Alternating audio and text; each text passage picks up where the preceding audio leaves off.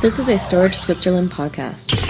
Hi, welcome to a Storage Switzerland interview. I'm Charlie Hodges, and with me is Andrew Flint from ioFabric. I've got a question for you. A lot of people are talking about software-defined storage, and no one's really talking about how they're different in this space. Tell me a little bit about ioFabric and how you are unique in software-defined storage. Well, that's an excellent question. You're absolutely right that lots of people are talking about software-defined storage. It's arguably the largest growth area in the software-defined data center. But there's a lot of players out there. And what we do is we've taken a look at your overall storage infrastructure, and we're working mostly towards high-level automation. You've heard about self-driving cars. We're talking about self-driving storage. How important is that? Well, you've seen storage administrators these days. I mean, they're going gray at a young age. There's lots of battles in the organization. Losing hair. Yeah. Data is growing at 50% a year at companies. Storage budget growth is not keeping pace. So you have to do more with less. There's workarounds. There's all manner of things. We're talking about administrators who are used to rewriting the rule book every day. We want to take some of that and make it a lot easier for them. Automate as much as possible so storage becomes something you can depend on, not something that you have to be in dealing with the engine parts every day. But when you have data capacity growing by 50% a year, how can software do this without having to add machines to the solution? That's another excellent question.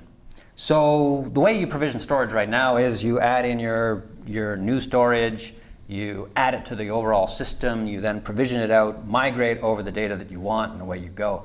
And companies rate this now in days and weeks. What we'd like to have is a scenario where all of your storage capacity is dealt with as one pool.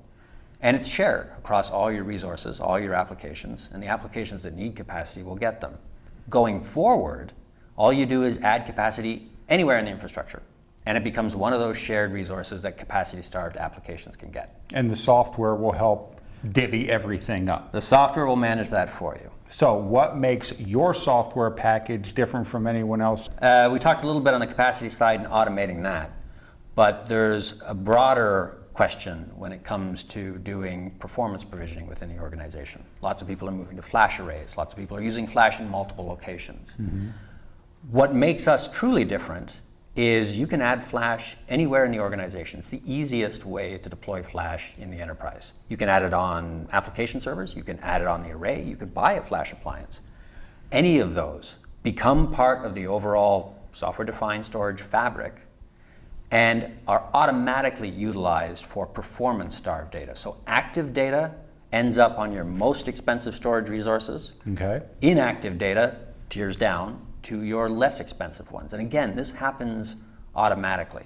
It's all driven by quality of service settings, but the system, the software, is always paying attention to what the applications need, any changes in the infrastructure, and any changes you as an administrator might make. Dial up the IOPS, dial down response time. And your company can come in and work with administrators on all levels to make this work.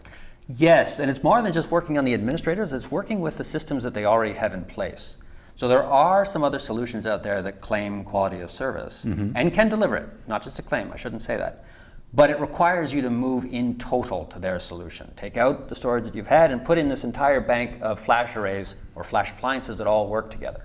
Yeah, a whole hardware change. It's a whole hardware change. And we talked about the challenge between capacity growth and budgets. The budgets aren't there for most companies to move all flash. Correct. So what we want to do is we come in, we deploy ioFabric Vicinity, it looks around at all the storage you have, profiles it for its response times, its performance, its IOPS, its sustained throughput, the capacity availability, maps all of that, and then uses all the resources that you already have to deliver the QoS you need. So you get more life. Hardware agnostic and more life out of your existing hardware.